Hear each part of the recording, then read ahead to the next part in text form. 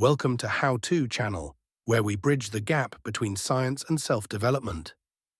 In today's video, we're diving deep into a topic that has changed the world: creative thinking.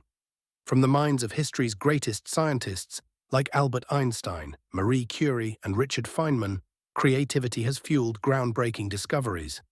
But what if I told you that creative thinking isn't just for them? You have that power too. In this video, we'll explore how you can break away from ordinary thinking patterns and use science-backed techniques to unlock your creative potential.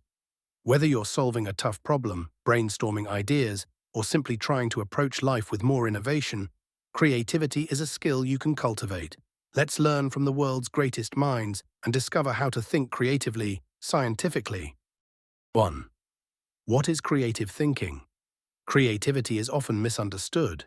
People tend to think it's some magical talent that only artists or geniuses have. But that's not true. Creativity is simply the ability to connect unrelated ideas and come up with something new. For example, when Einstein developed the theory of relativity, he didn't just sit down one day and magically create it. Instead, he connected different ideas about time, space, and motion that already existed, but in a way no one had ever seen before. So creative thinking is all about seeing things from different perspectives. 2. The science of creativity. Did you know that creativity is not just an abstract concept, but a scientifically studied process? Neuroscience has shown that creativity primarily comes from two key areas of the brain: the prefrontal cortex and the default mode network. These areas help us tap into our imagination, solve complex problems, and generate new ideas. When scientists study creativity, they often talk about two types of thinking: convergent thinking and divergent thinking. Convergent thinking is about finding the single best solution to a problem, like solving a math equation. On the other hand, divergent thinking is what we rely on when we brainstorm new ideas. This is where creative thinking really thrives. Great scientists like Nikola Tesla and Leonardo da Vinci used divergent thinking to come up with inventions and theories that changed the world. 3. Techniques for cultivating creative thinking. Now that we understand the science, let's get into how you can think more creatively. Here are some techniques backed by science and inspired by history's greatest minds. Embrace curiosity. One of the hallmarks of a great scientist is curiosity.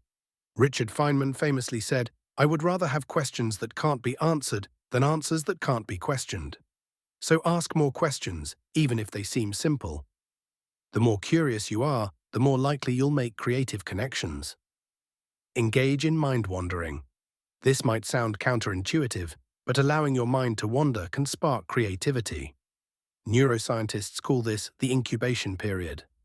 Einstein often found his best ideas came while he was daydreaming or playing the violin. So the next time you're stuck on a problem, take a break.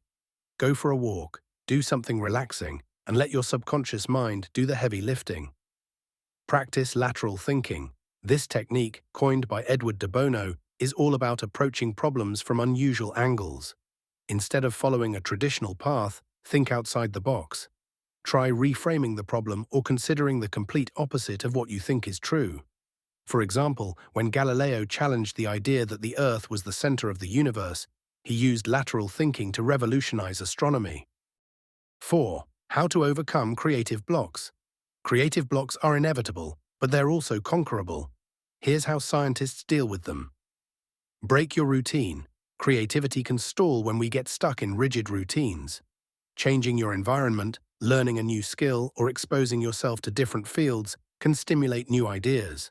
Steve Jobs famously took a calligraphy course, which later inspired the beautiful typography we see in Apple products. Collaborate and communicate. Sharing your ideas with others, especially people from different backgrounds, can help unlock new perspectives. Marie Curie often worked with other scientists to push the boundaries of her discoveries. So don't isolate yourself, collaborate. 5. Applying creative thinking in daily life. Now that you've learned how to think more creatively, how can you apply it in your daily life? Creativity isn't just for scientists and artists, it's for everyone. Whether you're problem-solving at work, coming up with new ideas for a project, or even finding creative ways to manage your time, these techniques will help you. Start by journaling your ideas. Write down everything, no matter how small or random it seems. Over time, you'll see patterns emerge. Apply lateral thinking when you're stuck in a tough situation, and don't be afraid to take breaks and come back to your problems with a fresh mind. 6. In conclusion, creative thinking is not reserved for geniuses. It's something everyone can develop. By embracing curiosity, practicing mind-wandering, and applying lateral thinking, you can unlock your own creative potential. Remember, the greatest discoveries often come from thinking differently. Start today, and who knows, maybe you'll change the world too. Thank you for watching. If you found this video helpful, don't forget to like, subscribe, and hit the bell icon so you never miss an update. Stay curious, stay creative.